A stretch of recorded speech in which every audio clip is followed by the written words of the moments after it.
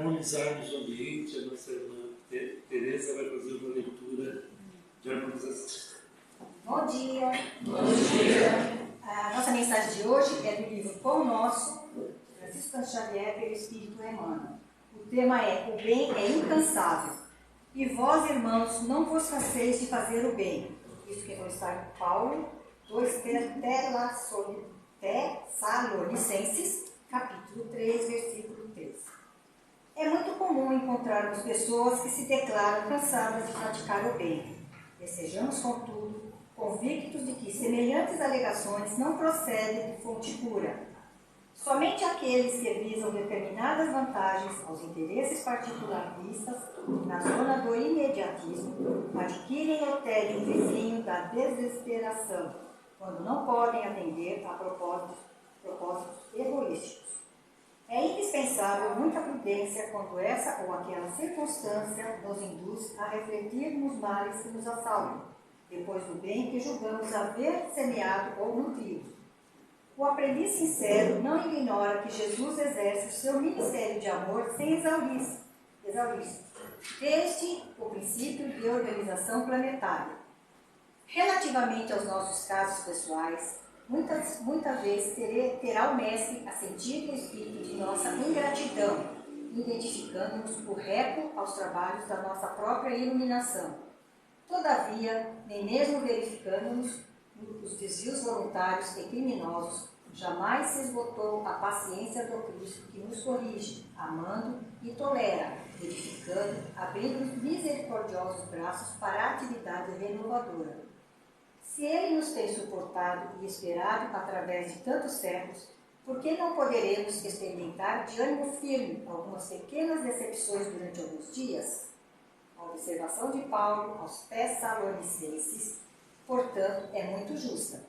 Se nos entediamos na prática do bem, semelhante desastre expressará em verdade que ainda não nos foi possível a emersão do mal de nós mesmos.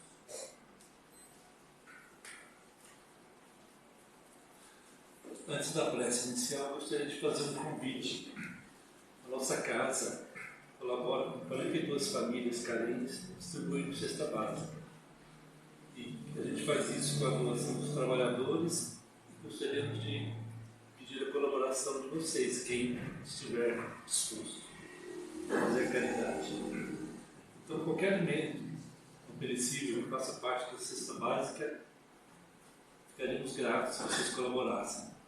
Ou se preferir também, pode contribuir em dinheiro na biblioteca, é só avisar que é para grupo de alimentos que a gente separa. Então, agradeço, e vamos à nossa prece inicial.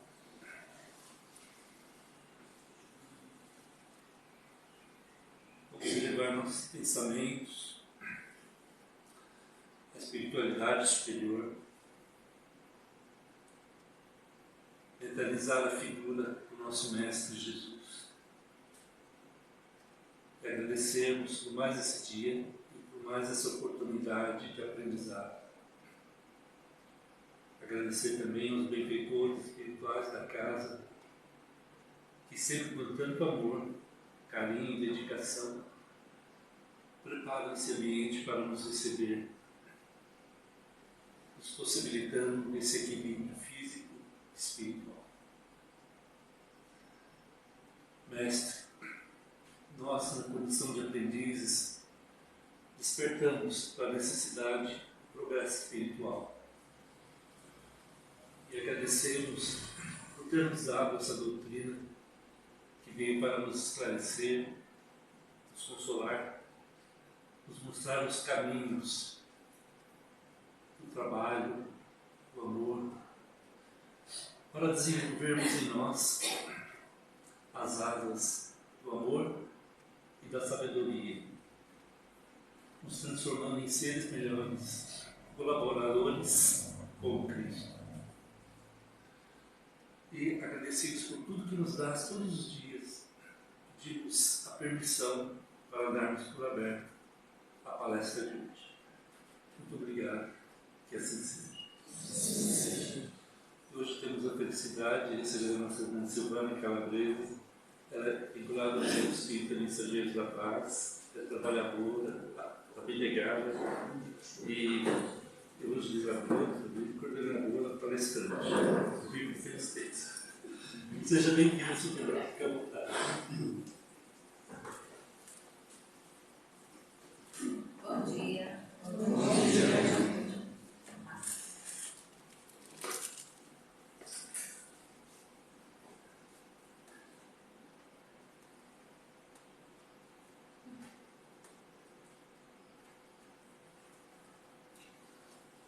Hoje nós vamos falar de uma coisa assim, que quase ninguém gosta, né? Paz na família.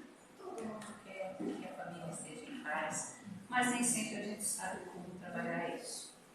Porque no nosso lar, geralmente, as coisas não são todas assim, muito tranquilas. Tem sempre uma coisinha aqui, uma coisinha ali. Por que isso acontece?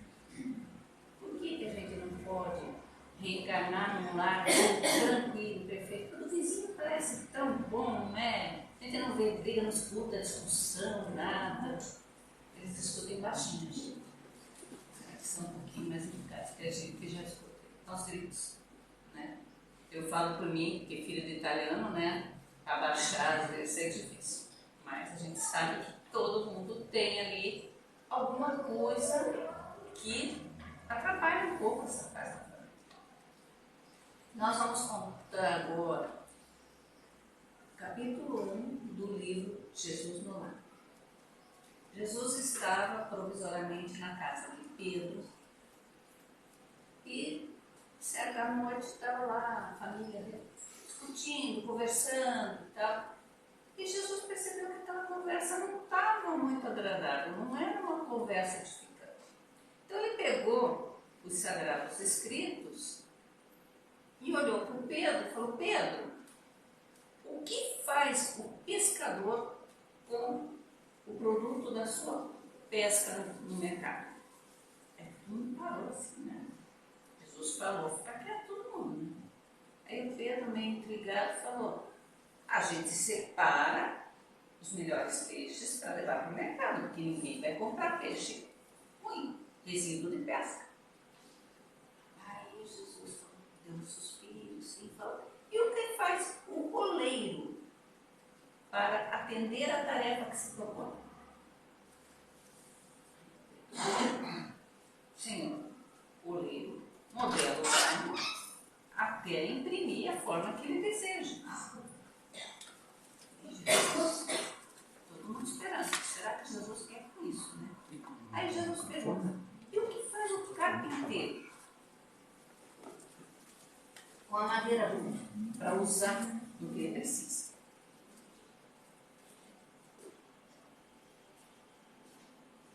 Aí o Pedro falou: ele vai usar o machado, vai usar o serrote, vai usar a plena, vai usar a lixa, até a madeira ficar como ele quer, aquela peça que ele vai usar. Aí não ficou quieto. Nesse pedaço da história, a gente já percebe que Jesus está falando de 3 expressões diferentes, mas que uma é necessária para outra. Como é que o pescador vai pescar sem barco? Quem que faz o barco? Carpinteiro. Onde é que o pescador vai vender esse peixe? No mercado. No mercado tem que ter telha. Quem faz a telha? O oleiro. Na sequência dessa história, Jesus explica exatamente isso. Mas ele fala uma coisa bem interessante. Essa parte eu vou ler, tá? Assim também é o lar diante do mundo. O berço doméstico é a primeira escola e o primeiro templo da alma. A casa do homem é a legítima exportadora de caracteres para a vida comum.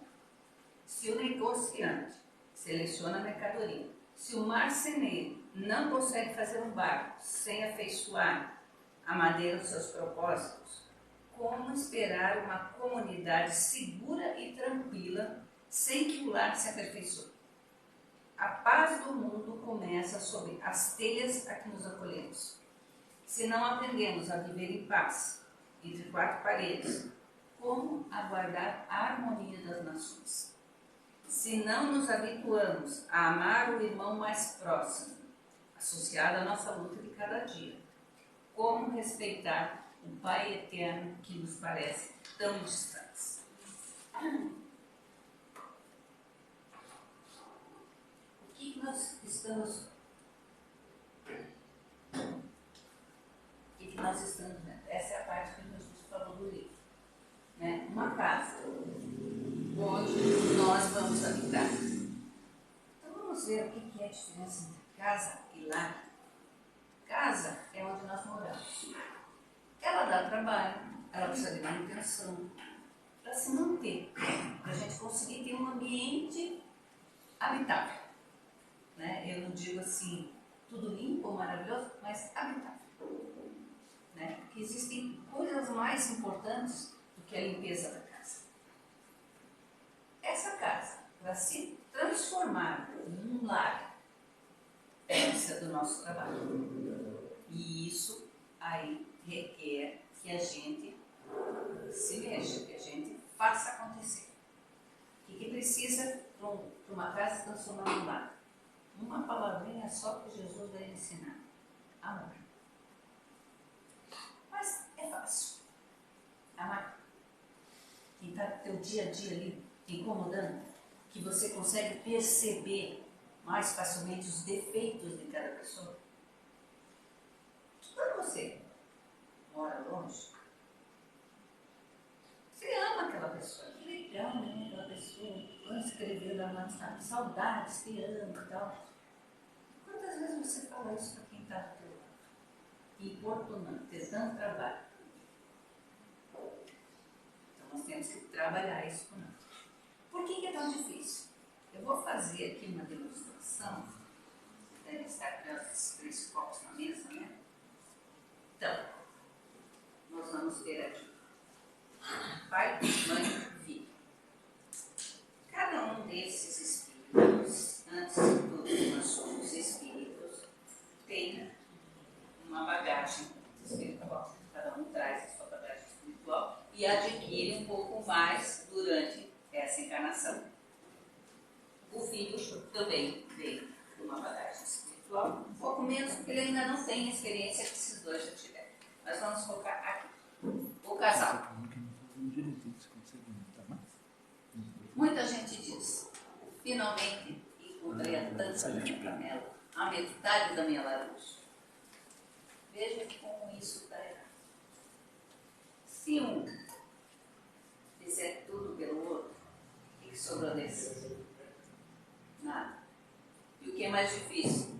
Esse suquinho aqui, ele pode ficar amargo, devido a mágoas, ele pode ficar azedo, devido à raiva, porque esse aqui não vai ter mais nada. O que ele vai oferecer se ele está vazio?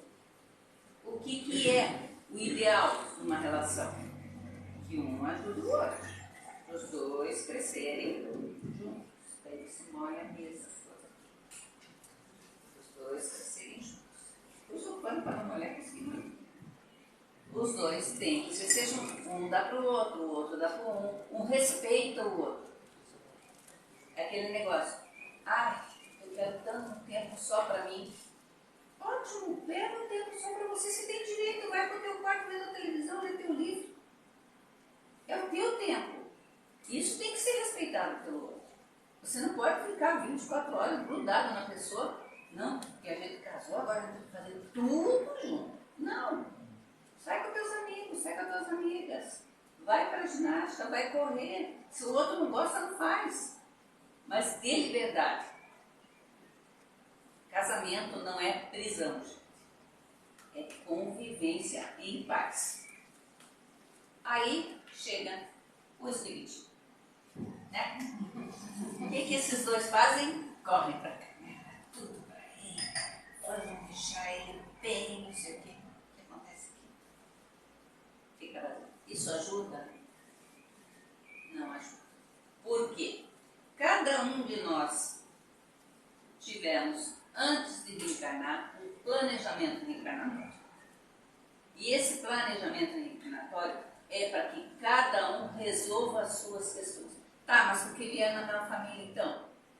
Provavelmente, normalmente, são espíritos que já se conhecem, que têm alguma coisa para trabalhar ali.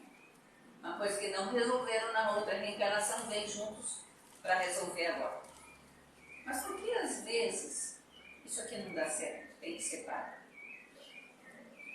N motivos, mas o principal, eles fizeram o que tinham que fazer juntos.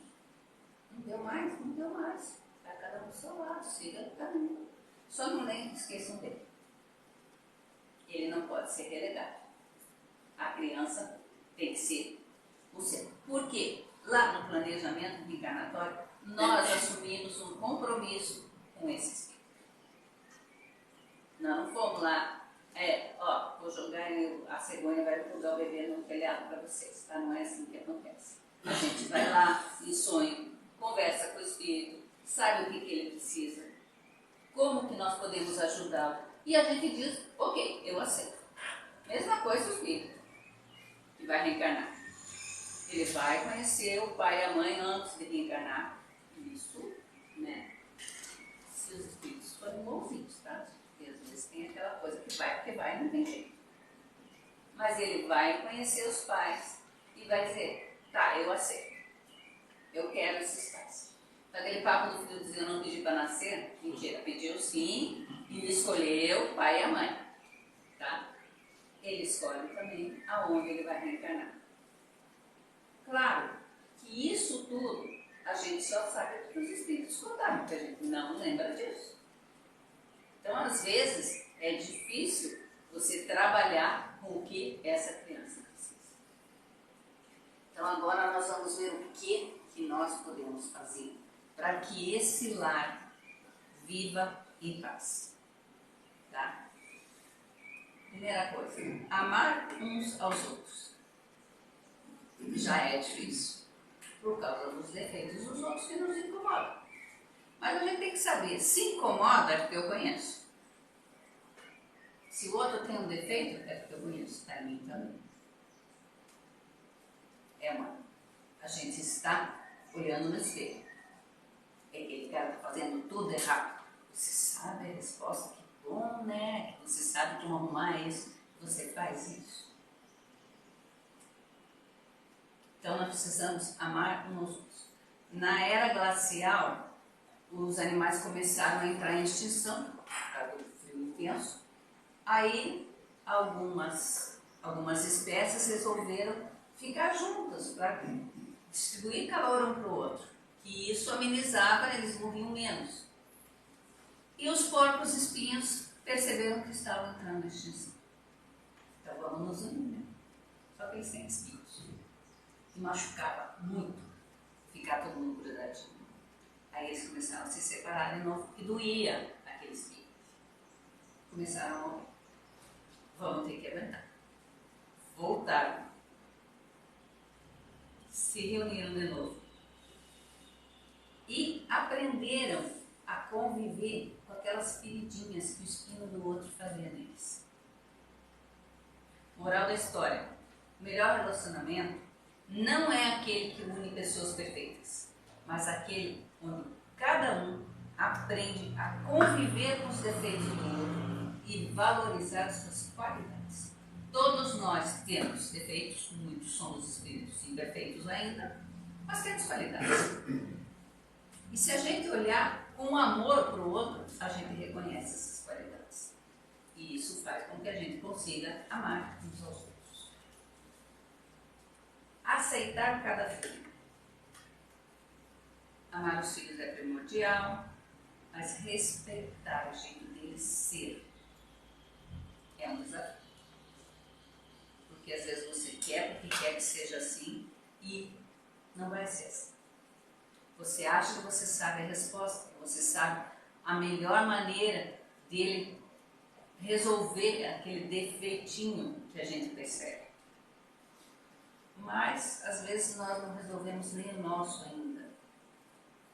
E eles precisam do nosso exemplo. Nós insistimos que eles mudem o jeito deles serem.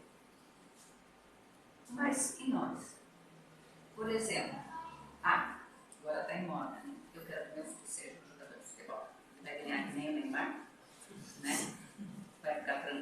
a família inteira vai ficar filho, mas o piá nem gosta de bola, não leva jeito nenhum para futebol. E tá lá o pai e a mãe, não, você tem que jogar, você tem que jogar. Aí ele vai para a escola. Ontem ainda na evangelização, a gente estava falando sobre o desejo deles, o que cada um desejava ser. Aí o menino falou, você ele já estava pronto, ele ia para o jogo depois, ele tinha um jogo, ele tinha um campeonato, já estava com a roupinha, tudo. Aí o outro falou assim, eu não levo jeito. A última vez que eu fui jogar futebol, estava eu, a trave, o goleiro, e eu bati na trave. E o pessoal todo pegou no meu pé. Não leva jeito de futebol. Aí o pai e a mãe vão ficar criticando a criança, porque ela não leva jeito de futebol. Está errado. Procura outra coisa que ele gosta de fazer. Incentive outra coisa. Esse outro menino adora desenhar. Incentiva. Ele quer ser um artista. Olha que lindo isso. Né? Vai ter dificuldade? Vai. Qualquer profissão tem dificuldade. E eles são muito novos, ainda 10 aninhos, né? É aquela primeira ideia, né? Que eu vou ser quando crescer. Mas nós não podemos ficar criticando. Nós podemos causar baixa autoestima nessa criança. Problemas de sociabilidade. Então, nós temos que aceitar eles como eles são. Dá tempo ao tempo. A gente já no começo, mal teve o filho, já começa, né? Aí vou pôr em tal escola, que ele vai fazer isso, que ele vai fazer aquilo. Vou pôr no inglês, vou pôr no judô, vou pôr no jalé, vou pôr no sei, vou pôr. E quando ele vai ser criança? Né? A gente tem muita coisa para fazer no dia a dia. Tem que trabalhar, tem que estudar, tem que vir aqui, tem que fazer um monte de coisa. Mas eles precisam no tempo deles para ser criança. Então, nós temos que cumprir o que nós prometemos no mundo espiritual. Quando nós aceitamos isso, nós assumimos um compromisso de ajudar ele a desenvolver, a evoluir. E é isso que nós temos que fazer. Não tomar decisões por eles. Apontar, mostrar, ó, se fizer isso, pode acontecer isso, isso e isso. Deixar ele decidir. Ele errar, ele tem que errar para aprender. Nós erramos quantas vezes para aprender? Claro que o pai e a mãe não querem ver o filho sofrer, não querem ver o filho se machucar. Se a gente puder evitar, a gente vai evitar. Mas tem certas coisas que vão acontecer na vida deles. O que precisa? Que eles tenham um porto seguro para voltar. Eles confiem nos pais para chegar e contar, aconteceu isso, eu fiz isso de errado, o que eu faço agora, me ajude. Eles têm que ter essa liberdade para a gente. E não é fácil. Principalmente quando chega ali a adolescência, começo da juventude, eles querem resolver tudo por eles.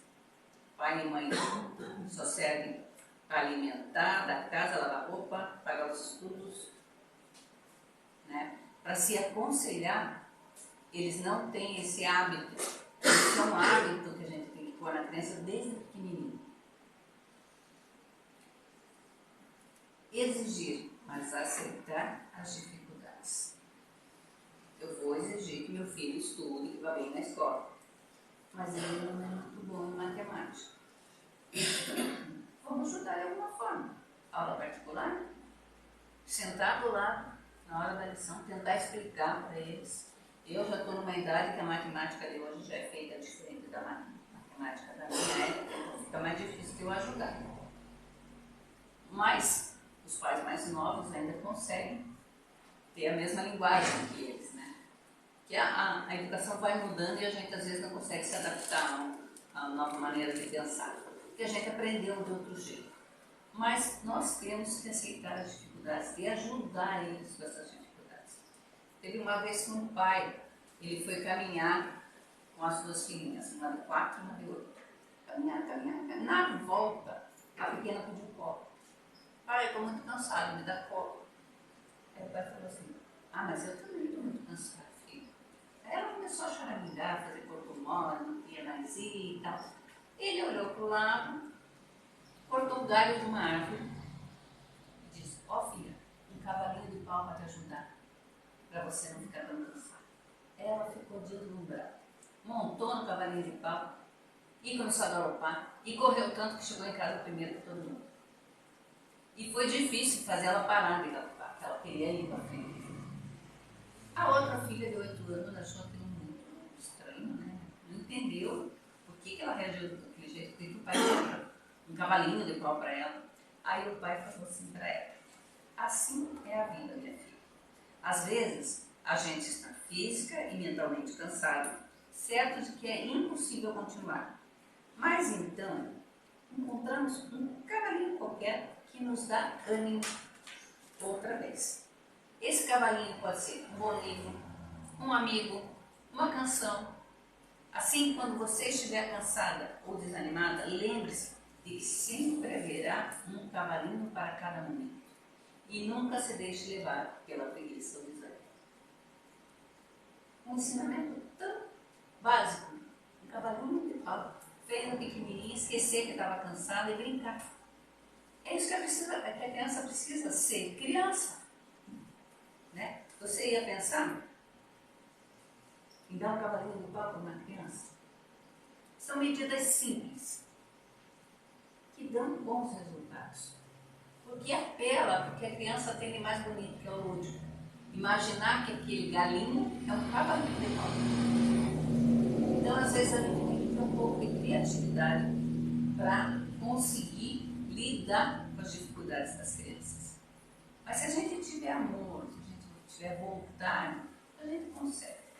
Não precisa ser nenhum gênio da matemática, da física, para conseguir convencer uma criança a fazer a coisa mais certa, não digo porque ele não sabe que é certo e errado, mas a coisa mais conveniente naquele momento, para todos. Ouvir e saber falar. Essa parte é disso que a gente fala, né? A gente é cheia de dar moral, lição de moral, dar sermão, mostrar, faz isso, faz aquilo.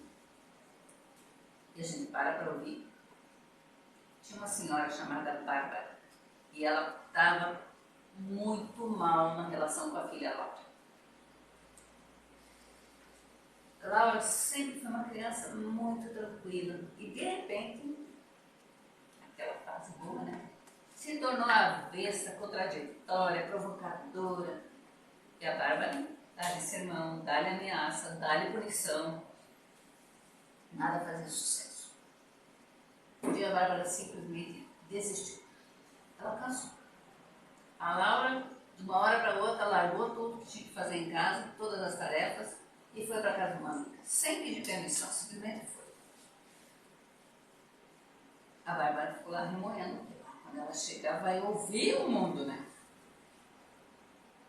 Aí quando a Laura chegou,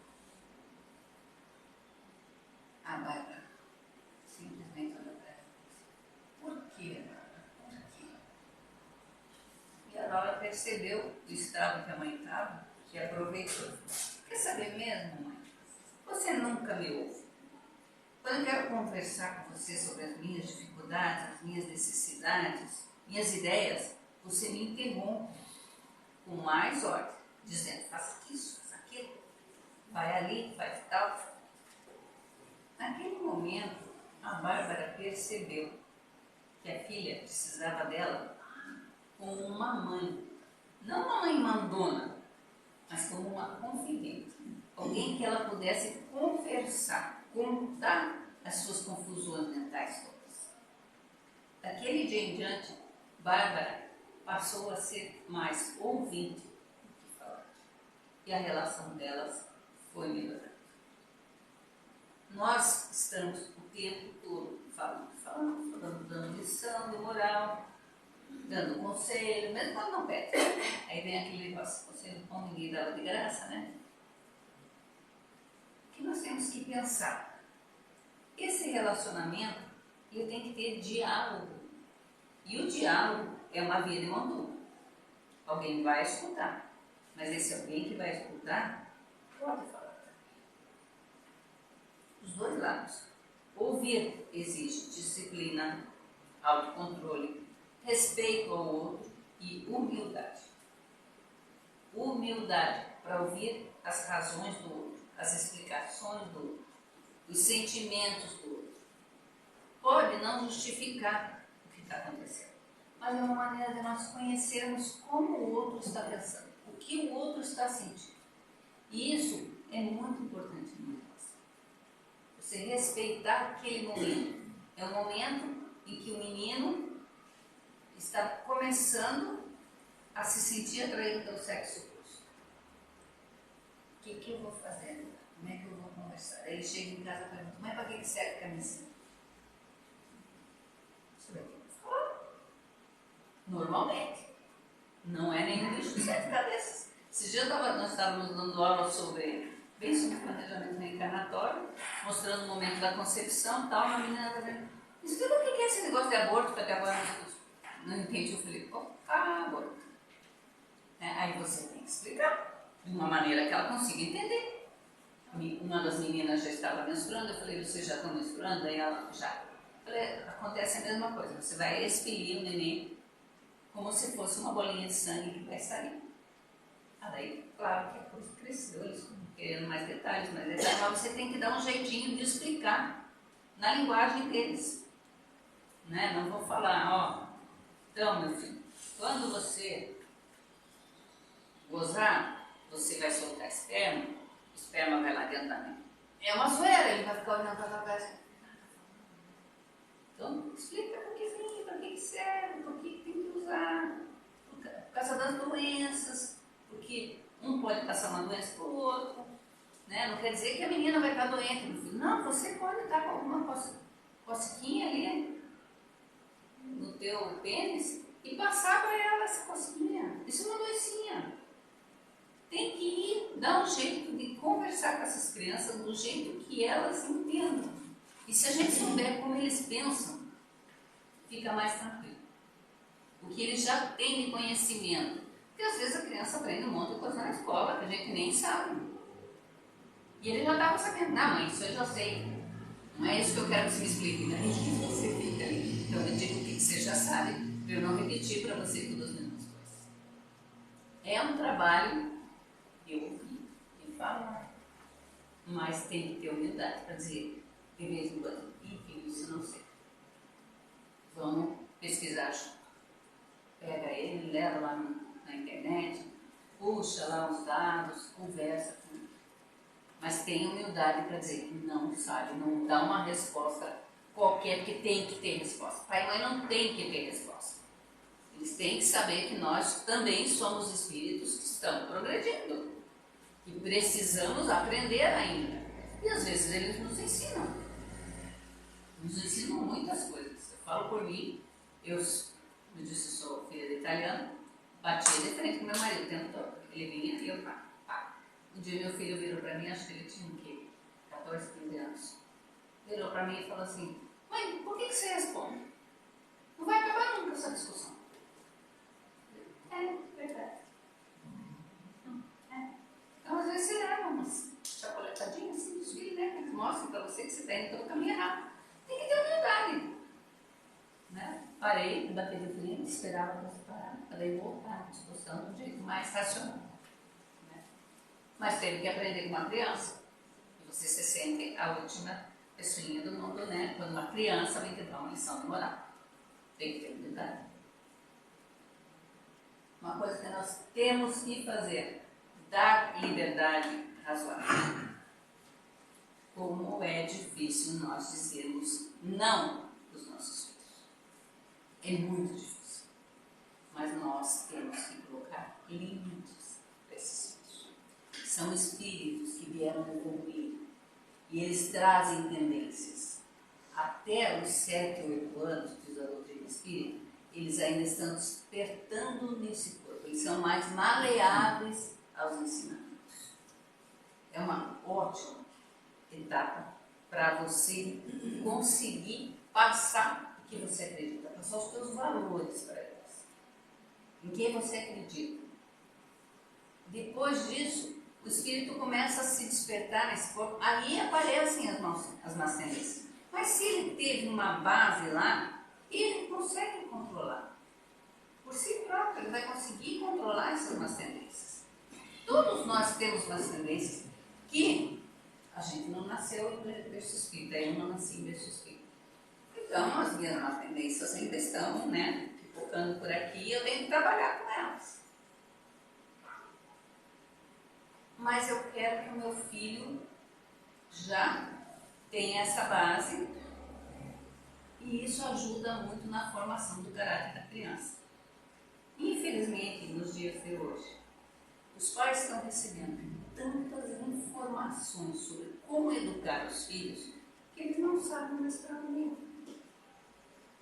Fica difícil. Por quê? Pode fazer isso, não pode fazer aquilo. Você está sendo preconceituosa com o teu filho. Você está fazendo, você não pode bater na criança. Olha, vai ser essa criança. Tá, ninguém quer que você espanque teu filho até sangrando. Tá?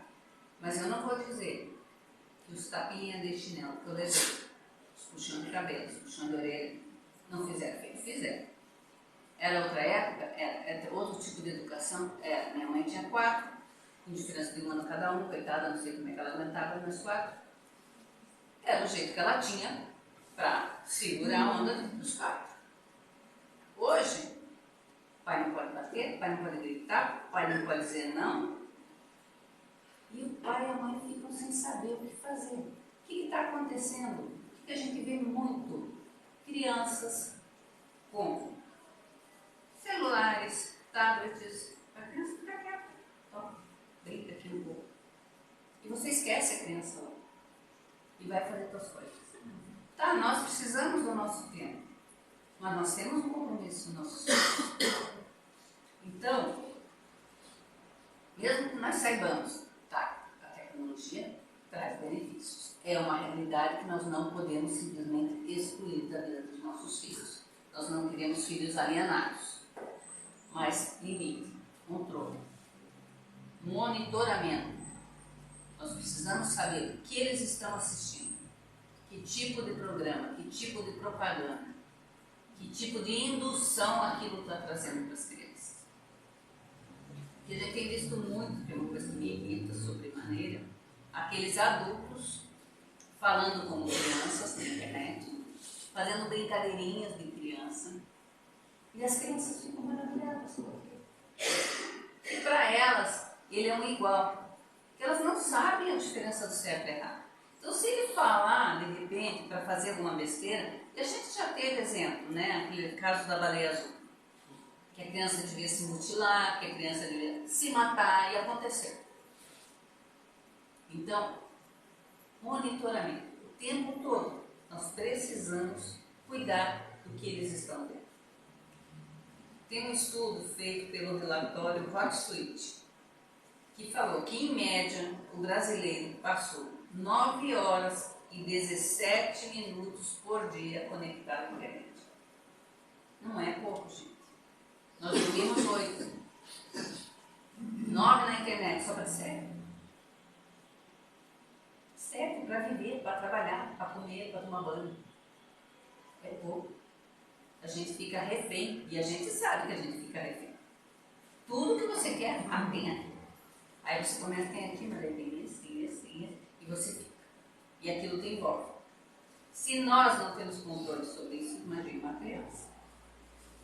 O resultado disso, noites mal dormidas, aumento de miopia, de astigmatismo e até perda da visão.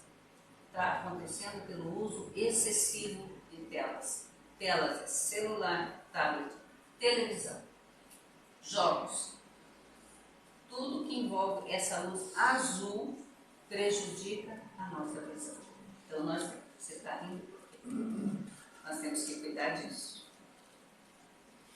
A biomédica, química e pesquisadora Ludmila Carolina Silva Dutra, da UniBH, sendo Universidade de Belo Horizonte, conversou num site e ela colocou que para um adulto que usa diariamente mais de 3 horas, ela indica pausas de 40 minutos para se exercitar, para levantar, para fechar os olhos, para olhar para fora, para ver luz natural, não a luz da terra. Então, o tempo todo a gente precisa estar cuidando disso. Para crianças acima de 2 anos, o ideal, 1 hora por dia de celular, ou qualquer outro dispositivo. Criança de menos de 2 anos nem deve chegar perto do celular, porque o cérebro está se formando. E já vai se formar com algumas tendências por conta dessa luz azul que prejudica. Então, limites, às vezes, são coisas que eles pedem para a gente.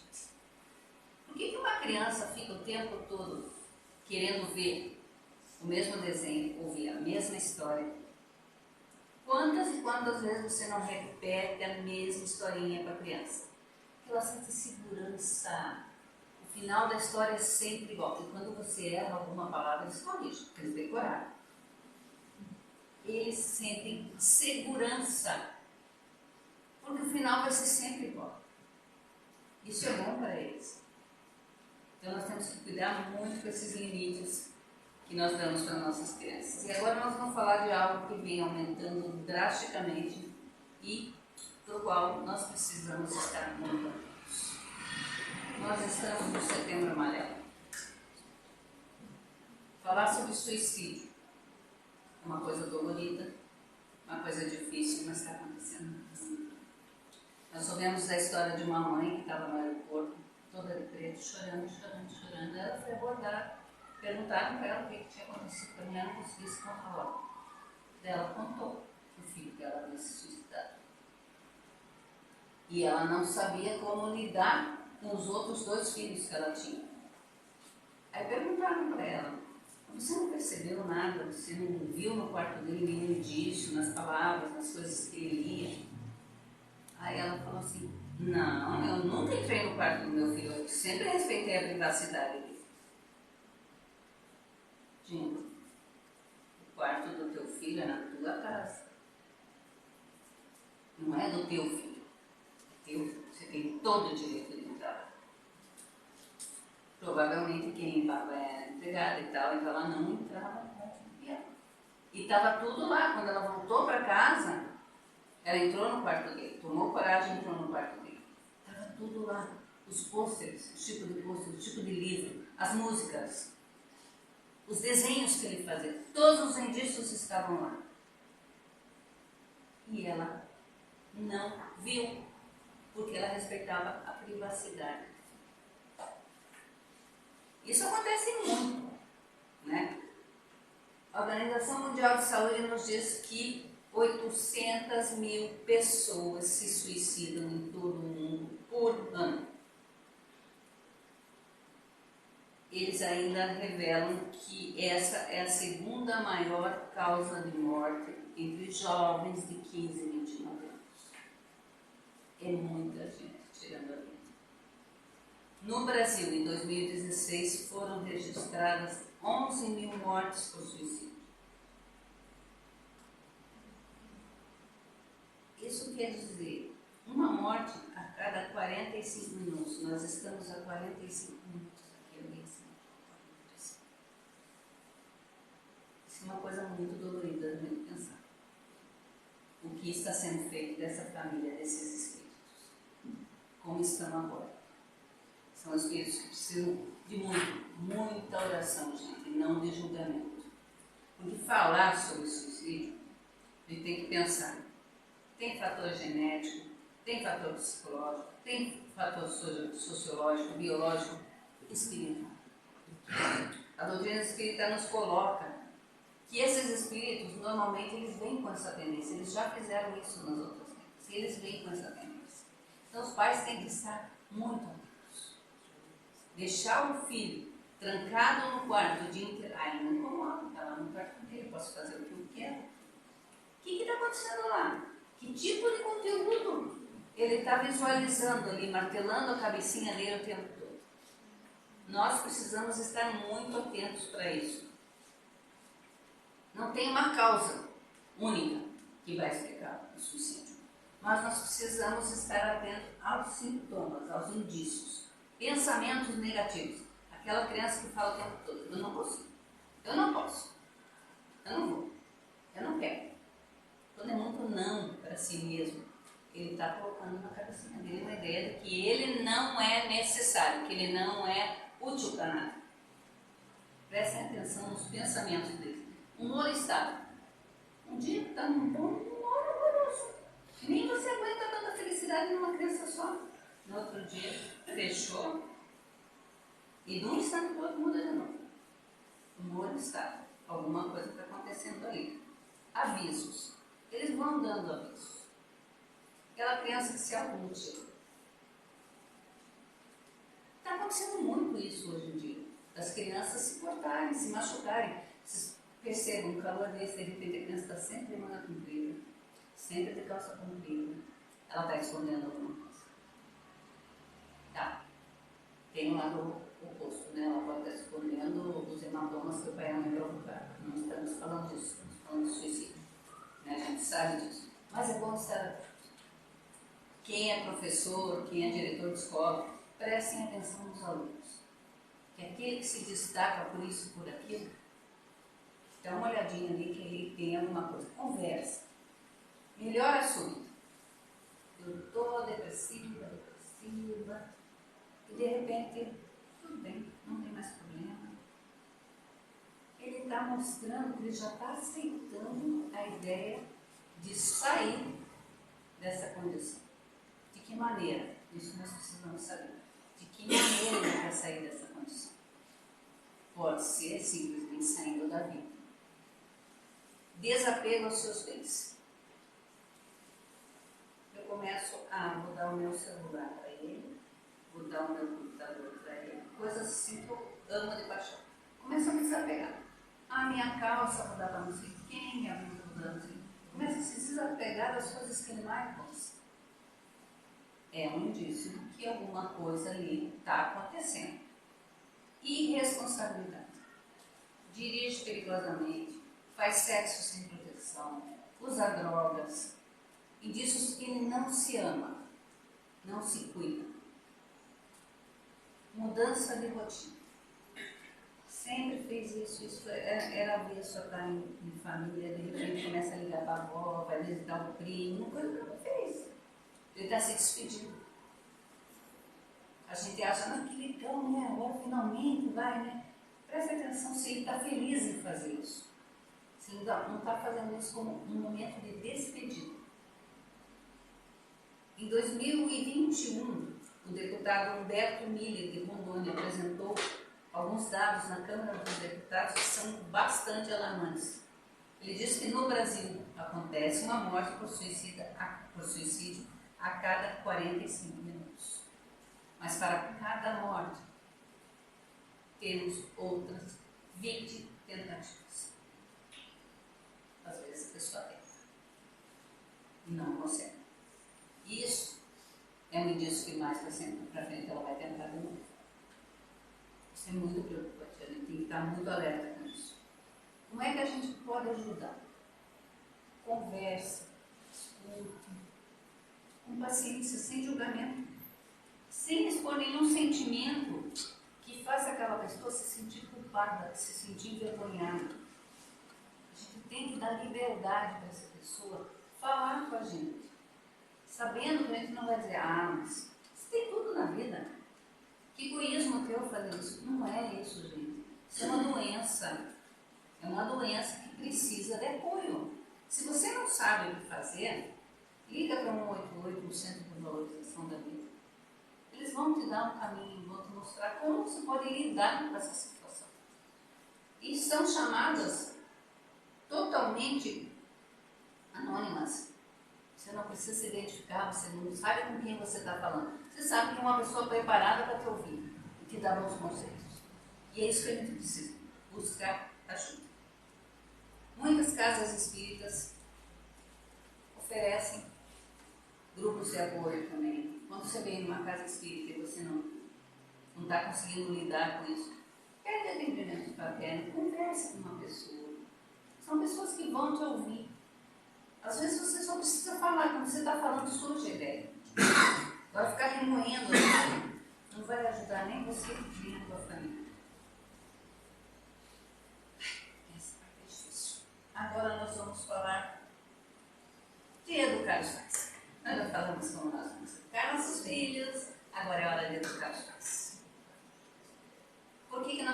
ser educados, e nós assumimos um compromisso de ajudar aqueles que tinham ali, né? Então, o que nós podemos fazer? Muitos pais acreditam que, quando vem numa casa espírita, que se puser a criança numa boa escola, está resolvido, né? É o suficiente para ele se dar bem na vida, mas do lado moral dessa criança, como é que nós estamos vendo saindo ali? Evangelização espírita infantil. Eles precisam ter essa noção, essa educação, para que a jornada deles seja mais produtiva, mais tranquila. Muitos pais dizem, eu vou esperar que ele seja grande, daí ele decide que religião que ele quer seguir. Mas até lá, vai ficar no limbo ali, sem saber de nada, sem conhecer Jesus, sem conhecer Alá, Jeová, não interessa. Precisa mostrar para os seus filhos no que você acredita. Depois, mais tarde, se ele optar por outra religião, que essa religião possível não está batendo para ele legal, ele fica, mas ele tem a base. E ele soube trilhar um caminho até chegar a uma outra religião que mostre para ele que é por ali que ele vai. Nós precisamos o tempo todo pensar. Kardec nos disse no Livro dos Espíritos, os espíritos só entram na vida corporal para se aperfeiçoarem, para se melhorarem. E a educação constitui a chave do progresso moral. Nós temos a responsabilidade de conduzir, porque nós assumimos esse compromisso. É uma missão que nós temos. O relatório Delors foi elaborado em 1966 por especialistas da educação, filósofos do mundo todo, da Unesco, sobre educação no século XXI. E eles colocaram 4 pilares educacionais: aprender a aprender, aprender a fazer, aprender a conviver, aprender a ser.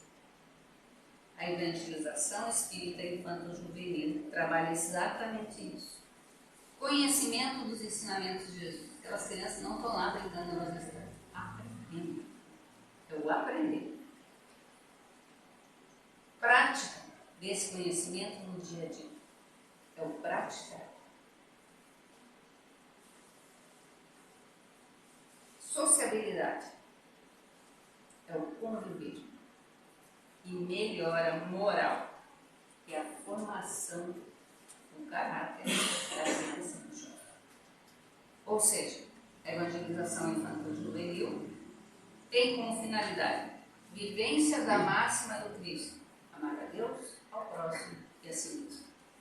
E tem como objetivo primordial formação do homem de bem. É o que mais o mundo está precisando nesse momento de transição planetária.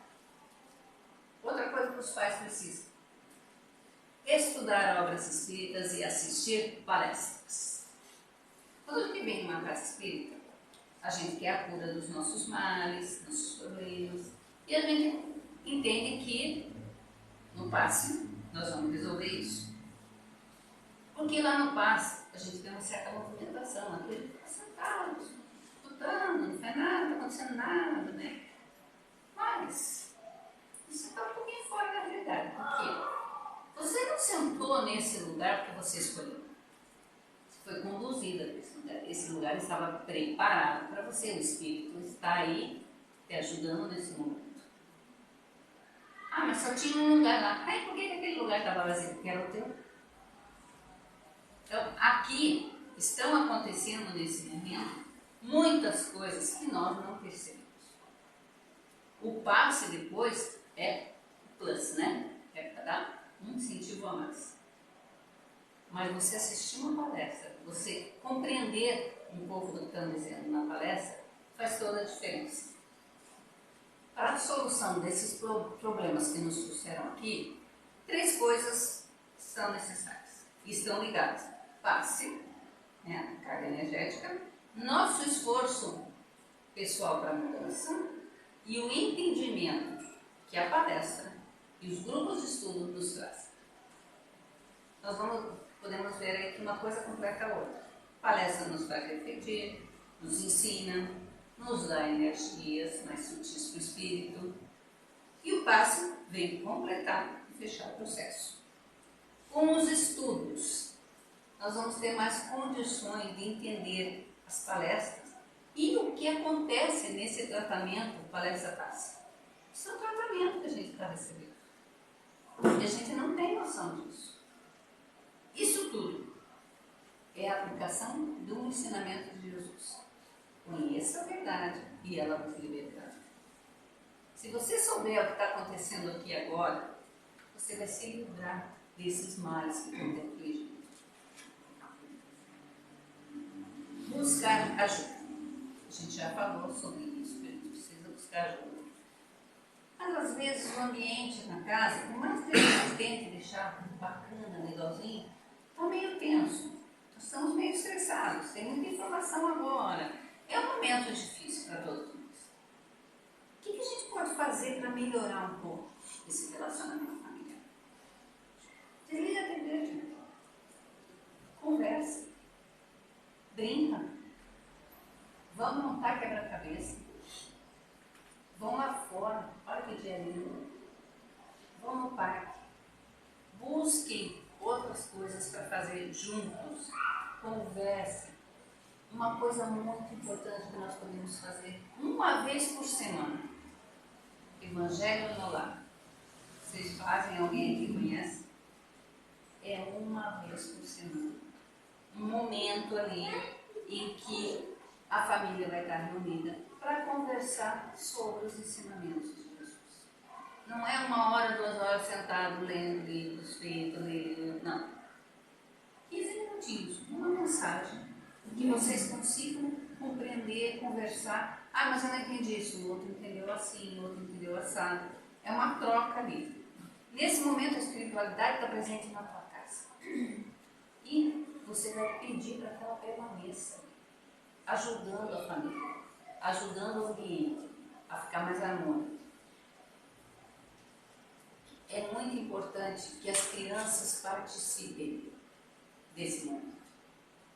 Busquem textos que elas entendam. Não vai querer ler o Evangelho segundo o Espiritismo com uma criança de 3 anos. Hoje nós temos um monte de livros espíritas. Tem o Evangelinho da Turma da Mônica. Tem um monte de opções que a gente pode usar na hora do Evangelho no Lar. O Evangelho no Lar não é para ser uma coisa fechada. Tem que ser o livro dos Espíritos, tem que ser o Evangelho, tem que seguir a risca. Não, gente. Pega um livro que a criança se encanta também. Deixa ela falar, deixa ela mostrar o que ela entendeu, o que ela não entendeu. É muito importante isso. Negociem com eles. Não é dar uma coisa para conseguir outra. Negociar não é isso. Tá? Encontrar um meio termo, para todo mundo ser feliz, para todo mundo estar tranquilo. Ah, filho, vamos fazer. Ah, não, mãe, tem que ficar sentado lá, não sei o quê. Escolhe o livro hoje. Negocie com ele, deixe na mão dele. Ah, mas eu quero ler um livro que não tem nada a ver com o Espiritismo. Tá bom, vamos ver o que diz. Como é que a gente... E nós, como adultos, nós podemos direcionar aquela vida. E saber o que eles estão lendo também é muito importante. Porque a gente vai conhecendo para onde está indo a cabecinha deles. Que tipo de filminho que eles estão assistindo. É muito importante a gente estar ali trabalhando. Está com um problema na família? Está com um problema? Está usando drogas? Procure ajuda profissional. Está com um problema de relacionamento entre pai e filho, mulher e marido, filho com filho? Procure ajuda profissional. Não fique esperando a bomba estourar. Quando o problema é de abuso de substâncias, precisa de um profissional para ajudar. As casas espíritas, muitas casas espíritas, oferecem esse trabalho, esses grupos de apoio para quem usa drogas, tanto para o drogadito quanto para os familiares. Porque qualquer doença a família está envolvida. E o uso de drogas é doença. Tá? Não é porque o cara é alcoólatra que ele é um perdido, que não sabe sem noção. Ele tem uma doença. E normalmente, uma doença que ele trouxe das vidas passadas, aquelas tendências que nós já conversamos. Então, precisamos estar todos juntos. Praticar o bem. Nós precisamos dar o exemplo para os nossos filhos. Se nós queremos que eles sejam bons, nós vamos ter que ser bons. Esse trabalho de ser pai, de ser mãe, é muito intenso. Porque exige muito da gente. A gente tem que se corrigir o tempo todo.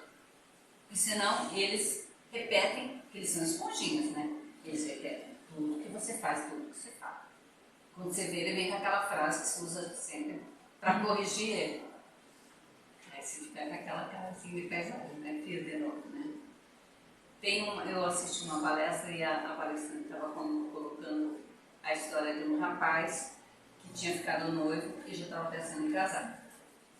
O pai chamou o rapaz e falou assim: a partir de hoje, você toma conta da nossa casa. Vou passar tudo para você, até trocar lâmpada, tirar lixo, ajudar a família. Você é o dono da casa. Você vai fazer isso por 1 ano.